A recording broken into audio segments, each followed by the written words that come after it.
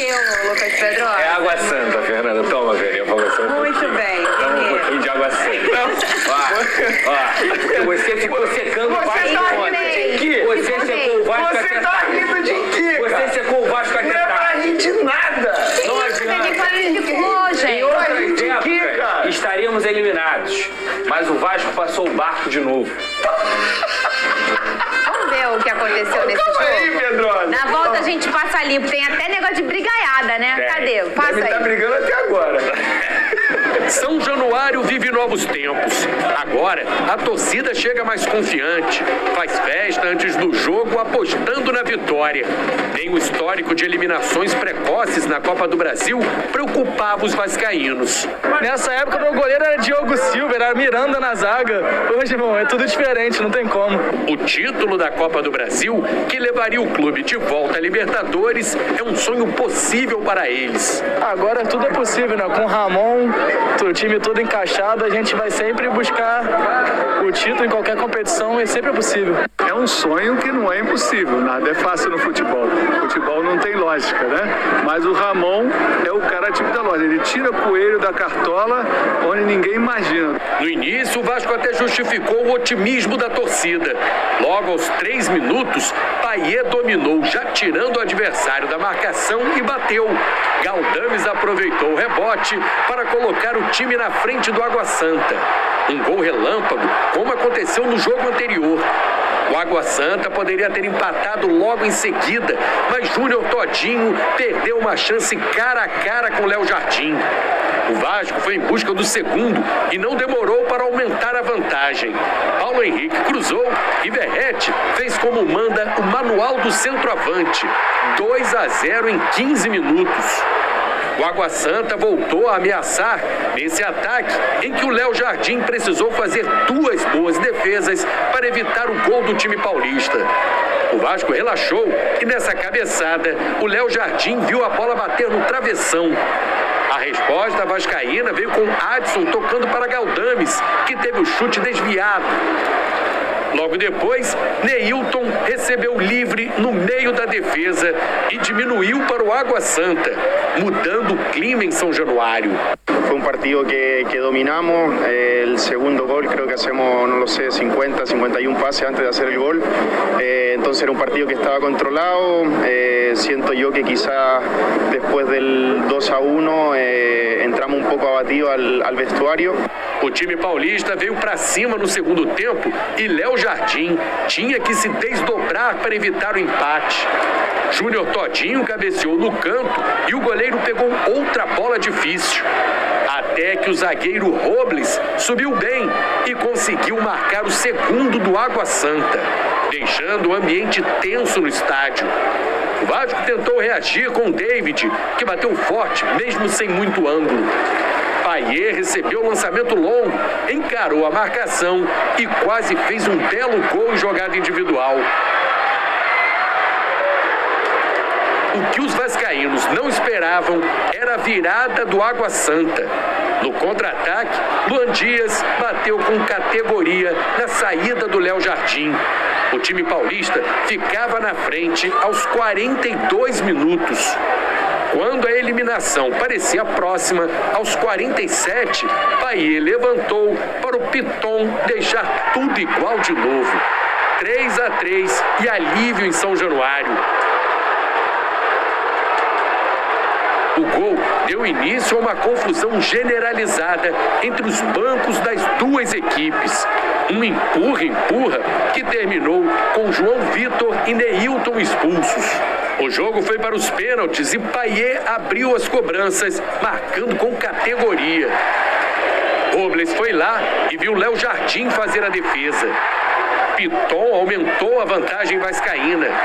Alex Silva cobrou no alto e diminuiu. Esforza bateu e a bola passou embaixo do goleiro.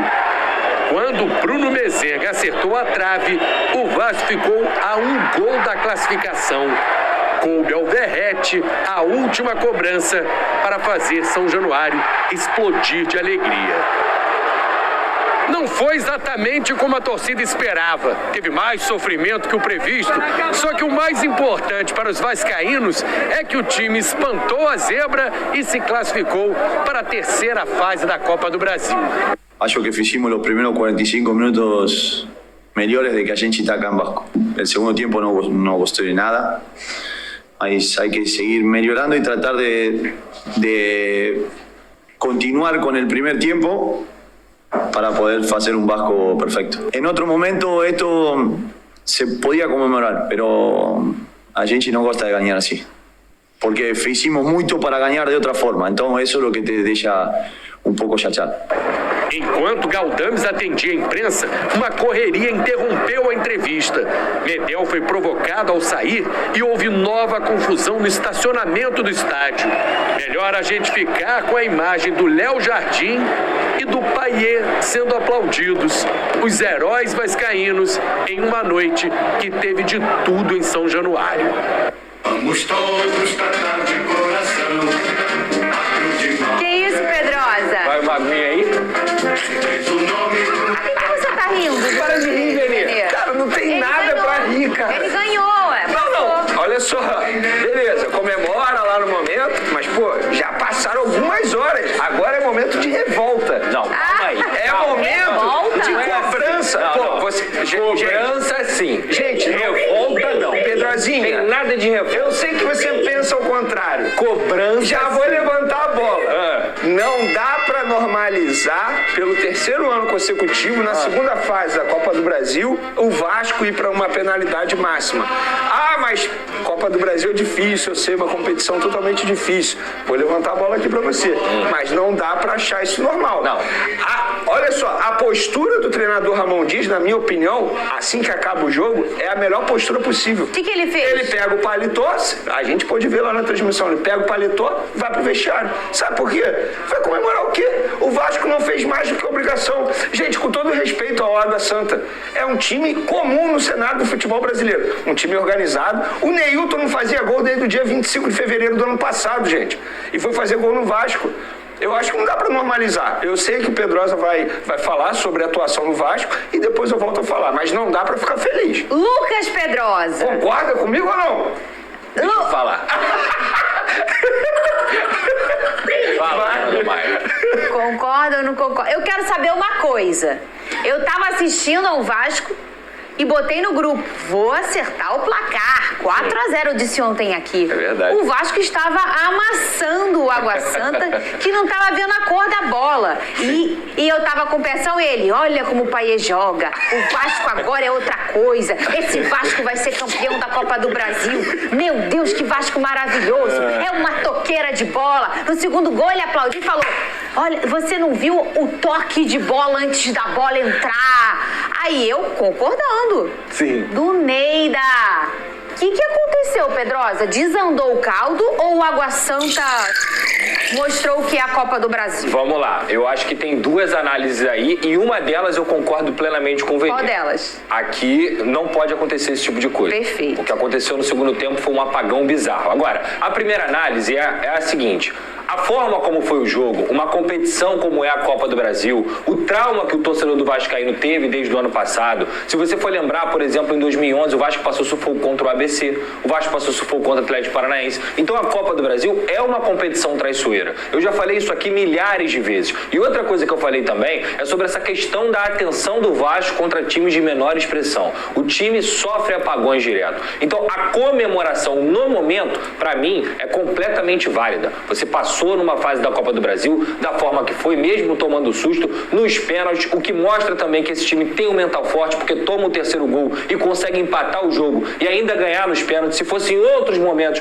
o Vasco com certeza estaria eliminado, teria confusão em São Januário, teria briga, o time estaria nas cordas. E nesse momento aí, eu concordo plenamente com o Venê. Os 40 minutos primeiros do Vasco foram perfeitos praticamente. O Vasco jogou uma bola que a gente já não via há muito tempo. Mesmo esse time do Ramon Dias foi o melhor, inclusive eu ouvi isso da comissão técnica, os primeiros 40 minutos foi o melhor primeiros 40 minutos, os melhores primeiros 40 minutos que o Vasco teve com bola na temporada. E isso tem que ser destacado. O Vasco fez um gol onde ele trocou quase 2 minutos de passe. E o segundo tempo foi o pior? Aí aí eu vou chegar. O segundo tempo do Vasco foi o pior, Fernanda, porque a pane no sistema defensivo, ela começou desde o primeiro. O Medel jogou muito mal ontem, o Zé Gabriel fez uma partida horrorosa, o Lucas Piton dormiu na parte defensiva, o Léo também foi outro que errou demais em vários momentos, tanto na transição ofensiva da construção no espaço, quanto na parte defensiva. O João Vitor, e eu falei aqui, o João Vitor é um cara que é muito bom zagueiro, mas ele tem momentos de desatenção que irritam muitas vezes a comissão técnica e a torcida também. Então foi um Vasco completamente irreconhecível. O Água Santa vira o jogo com todos os méritos possíveis. Só que depois o Vasco consegue se recuperar. O Payet no segundo tempo caiu muito de rendimento, inclusive perde um gol de cara, erra no passe do terceiro gol também do Água Santa, numa movimentação que também foi errada do David. Depois ele consegue assistência e o Vasco vence nos pênaltis. Então o que eu vou resumir disso aqui? O Vasco precisa melhorar e muito no aspecto da atenção desse time. Porque contra times menores parece que o time para de jogar, sofre apagões. E sim, se fosse eliminado da forma que foi ontem, seria uma vergonha. Tomar uma virada dentro de São Januário, depois de fazer 2-0, é uma vergonha. Foi uma completa catástrofe do que aconteceu ali. Só que aí entrou um cara que pra mim é um personagem que é um monstro, que a gente não pode deixar de normalizar, de falar e não normalizar o que o Léo Jardim faz. Ele é um absurdo de goleiro. O Léo Jardim hoje, com certeza, é um dos 3 melhores goleiros do Brasil e salvou o Vasco na classificação. Parabéns ao Léo Jardim. É o meu único parabéns em relação a ontem. Eu quero dizer que eu não tenho nada a ver com isso. Que aconteceu isso aqui no programa de ontem. Eu não tenho nada a ver com isso, tá? Cadê? Isso foi ontem. Cadê? Vai pra pênalti, tá? Mas se tiver um pênalti pro Léo Jardim pegar, ele é bom pegador de pênalti. Ele é bom pegador, bom pegador. Aí ele poderia fazer uma coisa, Vene, que nunca goleiro fez. Pegou o pênalti, ó. Bola. Maneiro, né? Eu não desejei isso pro Léo Jardim, mas aconteceu, Vene Casagrande. Faz parte. E foi exatamente o que a gente imaginava se isso acontecesse. Ele pegou o pênalti, foi muito bem na batida e durante o segundo tempo salvou o Vasco várias vezes. E eu concordo plenamente com o Pedrosa. A gente está chegando a normalizar as atuações do Léo Jardim. A gente não pode normalizar, tem que sempre destacar. Porque assim, a diferença que ele veio fazendo na equipe vascaína não é de agora, é desde a temporada passada. Muita gente fala do Payet, com todos os méritos possíveis, mas para mim o jogador mais importante na temporada passada para o Vasco ter continuado na Série A foi o Léo Jardim, ao lado até mesmo do Lucas Piton. As atuações do Léo Jardim são sensacionais, um dos melhores goleiros atualmente no futebol brasileiro, e eu tenho uma crítica em relação ao outro jogador, ao João Vitor. O zagueiro que caiu na pressão do Neilton. Ele não pode cair nessa pressão. Concordo. Com todo respeito, o Neilton fez gol, foi lá comemorar no banco de reservas do Vasco, beleza, deixa ele pra lá, cara. Por que o João Vitor, quando sai o gol do Vasco, ele tem que ir lá e, entre aspas, sacanear o Neilton? Caiu totalmente na pressão do adversário. Era isso que o Neilton queria, era isso que o Água Santa queria. E o Água Santa é um franco atirador. É isso, é exatamente tudo que o adversário quis, o João Vitor foi lá e fez. E o que aconteceu? Ele foi expulso e tá fora da próxima fase da Copa do Brasil, só prejudicando o Vasco. Ele é jogador de time grande, não dá pra cair numa pressão como essa. E isso serve de exemplo pro que vai acontecer na semifinal do Campeonato Carioca. Que o Vasco chega como favorito, vai pegar um clube que não tem mais nada a perder. O Nova Iguaçu já fez sucesso no Campeonato Carioca. Vai cair na pressão de novo? Jogo esse, domingo, 6h30, aqui na tela do SBT, Vasco e Nova Iguaçu, na tela do SBT, essa é a transmissão exclusiva na TV aberta. Esse é o tipo de enredo que acontece muito nessa fase da Copa do Brasil e na Libertadores. Sim. E aí, para você jogar essas fases dessas competições, você tem que entrar, quando você joga num time de maior investimento, como é o Vasco da Gama, você tem que entrar pronto para esse tipo de coisa. É o que eu falei, eles são franco-atiradores. Eles precisavam passar de fase. O Água Santa já vem de temporadas boas, fez pressão com o Palmeiras. Então, assim, é um time que também não é um time bobo. Então, isso não ia passar em branco, né? O Lucas Pedrosa, vamos lá. Além de tudo isso, teve a confusão. Vou mostrar aqui para vocês a confusão. Mas antes eu queria, claro, destacar mais uma vez, antes da gente falar dessa confusão, rapidamente, o Lucas Piton. A gente fala tanto da qualidade dele, da regularidade dele, e além de ser muita qualidade e regularidade, ele é um cara muito frio, eu diria assim. A gente lembra contra o Botafogo, ele marca um gol em que ele decreta ali a vitória do Vasco da Gama, para não sofrer susto. nesse jogo aí, ele faz um gol de empate aos 40 e Vlau. Ele pega a bola e marca o pênalti dele com muita categoria, Lucas Pedrosa. Joga muito. E garoto novo, né? Joga muito, 23 anos, só que aí tem um aspecto dele ter passado pelo Corinthians também, que é um clube grande. Então a pressão quando ele chega no Vasco da Gama, ela não é sentida. É um cara que tá pronto para jogar em qualquer clube do futebol brasileiro e até no futebol europeu, porque o Lucas Piton é um cara realmente que vem jogando bola demais. Ele é um dos melhores laterais, na minha opinião, é o melhor lateral esquerdo do Brasil. Como eu disse, até falha nesse terceiro gol, mas depois ele faz o gol e se redime, porque ele joga demais. Ele é frio, ele é técnico, ele tem consciência do que ele tem que fazer, taticamente, tecnicamente. Realmente é um cara que é um destaque. O que eu falei do Léo Jardim aqui, o parabéns pra ele é porque o Léo Jardim foi perfeito. O Lucas Piton teve essa falha. Mas se você for pegar o panorama geral, o Lucas Piton, na minha visão, jogando bola no Brasil, é o melhor. Agora vamos pra confusão. O que aconteceu? Ô, Lucas Pedrosa, você tava lá, né? Tava lá. Você olhou pra quem? Porque confusão tem isso, Olhei você tem que pro escolher, banco, né? aí depois eu olhei lá pra parte dos aquecimentos e aí a confusão já tava rolando. Obviamente, não tinha como eu saber quem tinha iniciado e quem não tinha iniciado, porque do estádio a gente não tem a possibilidade das câmeras de TV, mas eu acho que tudo isso é muito lamentável. Eu entendo que é um destemperamento que acontece em jogos de mata-mata, principalmente, porque ali é vida ou morte, tanto pro Vasco quanto pro Água Santa, e eu digo isso no sentido do jogo mesmo, de passar na fase da Copa do Brasil, mas eu acho que eu concordo muito com o Vene. O Vasco teria que se portar ali como time grande. Ele foi comemorar na nossa cara. Beleza, deixa ele comemorar. Segue o jogo. Quem tá atrás do placar era o Vasco. Tudo bem que até deu certo, porque o juiz deu 10 minutos de acréscimo, depois demorou mais um pouco. O Água Santa fez cera, bateu pra caramba, tomou cartão, mais de 7 cartões. Enfim, isso é normal. Mas isso é jogo de Copa do Brasil. Eu vi uma galera ontem querendo comparar isso a meu Deus, que tragédia, meu Deus, não sei o que. Não, gente, isso acontece no futebol, como se fosse o que tinha acontecido lá em outras brigas de Fortaleza, no esporte lá que aconteceu do Raniel e tal. Gente, nada a ver. O futebol é completamente normal esse tipo de coisa acontecer. Não é pra acontecer. Não é pra acontecer. Mas é normal, infelizmente. E aqui, eu queria muito destacar que vocês olhassem agora, pra quem não vê, a gente conta. O Emiliano. Ele primeiro fica revoltadíssimo com os jogadores participando daquela confusão. Ele vai tirando um por um. Ele taca um e taca o outro, e vem, empurra, e tira, e vai, e tal. Quando ele percebe que voou um objeto do que veio da arquibancada, repara o que ele vai fazer agora. Ele vê que o objeto vem e tá tirando. Ele tirou o Michael, tirou todo mundo ali. Aí ele viu o objeto, ele começa, não, para, pra torcida, pedindo pro pessoal parar. E ele depois sai tipo, não acredito. Ou seja, ele discorda com tudo que estavam fazendo. E ele discorda, que eu digo assim, em relação ao que os jogadores do Vasco fizeram e em relação ao que a torcida do Vasco fazendo. Ele sai exausto, tipo, meu Deus, na altura do campeonato, você tá sem bandoleira?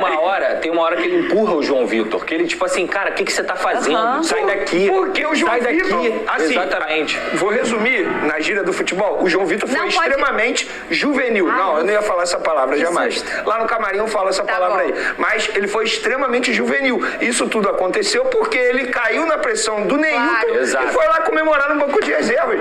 Exatamente tudo que os jogadores da Água Santa queriam. Vamos colocar agora a confusão do Medel. Vale lembrar que o Vasco já... Não vou dizer que foi prejudicado, ele se prejudicou com aquela provocação contra o Santos. Como é o nome do baixinho que subiu em cima da bola? E o Soteldo e o Medel é expulso. Uma confusão. O Medel, naquele jogo ali, ele foi expulso sem culpa. Na verdade, porque foi o Sebastião que fez a confusão. De ir lá, mas caiu na pilha. Subiu na bola, deixa o cara. Exato. Essa confusão já foi na zona mista, né? De São Januário, aí o Neilton chegou a falar que ia na casa do Medel, que sabia onde ele morava, que não sei o quê. E o Medel só riu, né? Nessa hora aí, obviamente, o sangue ferve, ele foi pra cima do Neilton, mas depois o Medel levou na boa. Eu conversei com o Medel também, não tem problema nenhum de falar isso aqui. Eu conversei com o Medel, ele falou, cara, ali é complicado porque a cabeça tá quente, mas depois o importante é que o Vasco passou. Muito bem, parabéns, Lucas Pedrosa. Está na próxima fase da Copa do Brasil. Muito obrigado, Fernanda. Eu só queria entender por que ele tá ali. Não, eu acho que, assim, pra ser sincero, eu acho que lá no momento tem que comemorar mesmo. Se tivesse sido eliminado, toda a razão dele. Claro, toda a razão. Eu tô contigo. Eu tenho que comemorar aqui como se fosse um título? Não, claro que não. Mas agora, pelas circunstâncias, show de bola, passamos. Tem que comemorar, é isso. Ele sofreu. Nada, foi sem sofrimento. Olha aqui, vamos agora falar de um assunto bem sério, tá? Que tá gerando muita discussão as recentes declarações de John Textor, o acionista, né, o dono da SAF do Botafogo. Ele afirmou que tem um registro de alguns áudios de árbitros reclamando o não recebimento de propina. O John estava aqui no Brasil, no último jogo do Botafogo contra o Red Bull. Ele estava por aqui, estava no estádio e tudo mais, e falou muito com a imprensa. O John é um cara que recebe todo mundo, ele fala com todo mundo, ele é um cara muito elegante nesse aspecto, Pedrosa. E numa dessas falas, eu acho que essa foi pro jornal O Globo, eu não sei. Foi. Foi, né? Foi ele deu uma entrevista pro jornal O Globo e falou que tem áudios dizendo que árbitros reclamam de não recebimento da propina. Algo extremamente sério.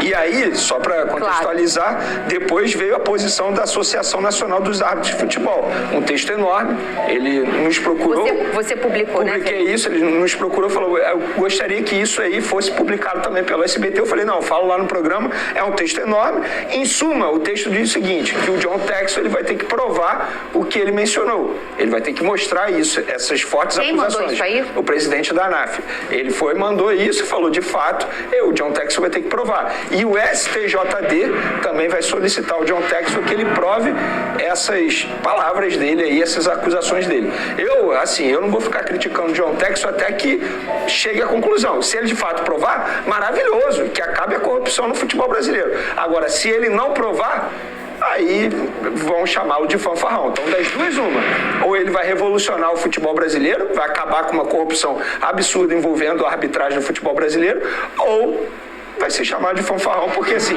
você fazer uma acusação dessa é muito grave. É basicamente eu virar aqui e falar assim, o Pedrosa recebe dinheiro para ficar falando bem de jogador. E aí eu tenho que provar isso. Certo? O que o John Textor falou é que árbitros do futebol brasileiro recebem propina. E assim, vou ser bem sincero, já era para ele ter mostrado isso aí, para acabar de vez com a corrupção no futebol brasileiro, caso de fato exista. E você, Pedrosa? Eu concordo sem tirar nenhuma palavra do que o Vene disse. Eu acho que mais do que fanfarrão, ele vai ser ridicularizado. A verdade é essa, porque no direito, se você faz uma acusação, você tem a obrigação de provar, você tem que provar aquilo ali com provas, com fatos, para que você justamente sustente o que você está falando. Falar por falar, meu amigo, até a Kombi aqui no Rio de Janeiro fala. Você não pode falar isso aí, entendeu? Fala lá, Shopping Carioca, Carrefour Metrô, a Kombi fala. Carro do pão na sua rua. Agora, se você não tem prova, como é que você sai falando isso? Cara, você é o presidente, você é o dono de um clube do futebol brasileiro, um clube expressivo. Como é que você chega e fala que árbitros ganham propina sem ter o que provar? Bem, eu espero que ele prove, porque se ele não provar, repito, não é só fanfarrão, não. É ridículo o que ele está fazendo. Ele deu uma data para provar, o STJD pediu um tempo? Não, o STJD vai procurá-lo para ele mostrar essas provas que ele disse que tem. Eu acho, além disso, que ele pode sofrer punições legais, tá? Coisa de ficar banido, de ir aos estádios, de ter ferido a integridade dos árbitros, porque se ele tá falando essa coisa, ele também tá ferindo o caráter dos árbitros, a comissão de arbitragem, a ANAF, tudo, cara, ele é muito sério. Se põe no lugar do árbitro. É isso aí, galera vascaína, vamos que vamos pra cima deles, hoje falamos tudo sobre o jogo, confusão, meu Deus do céu, cara, Lucas Piton salvou na hora. Vamos que vamos, galera. Olha só, preciso da ajuda de vocês, hein? Que vocês se inscrevam no canal, isso é muito importante pra gente. É importante pro crescimento do canal, tá bom? E assim a gente pode trazer muitas notícias para vocês, tá? E a plataforma reconhecer que é relevante o que a gente está trazendo para vocês, esses materiais aqui. Sempre em corte de notícias, sempre com pessoas íntegras do esporte, sempre com repórter e reportagem muito interessante para vocês, tá bom? Sempre trazendo aí o melhor, tá? Então se inscrevam no canal, compartilhe, dá o seu like, tá? Na hora de se inscrever no canal, aperta em todas para você estar ganhando as notificações sempre que tiver notícia boa, tá bom? E quero a opinião de vocês aí sobre isso tudo. Vou ter que falar, eu sei que é do Botafogo, mas vou ter que falar. Isso aí que o John Textor fez, cara, é gravíssimo, eu quero saber a opinião de vocês e se vocês acham que ele tem prova sobre isso. Isso aí vai complicar e vai manchar o Campeonato Brasileiro, vai manchar mais ainda o futebol brasileiro diante ao mundo, tá bom? Então é isso aí, galera, não que se esqueça, se inscreva no canal, é muito importante pra gente se inscrever no canal, se inscreva no canal, deixe seu like, compartilhe, tá? É isso aí, é tudo totalmente grátis, tá bom? Um abraço aí, até o próximo vídeo, a gente já tá mandando já mais notícias aí pra vocês, tá bom?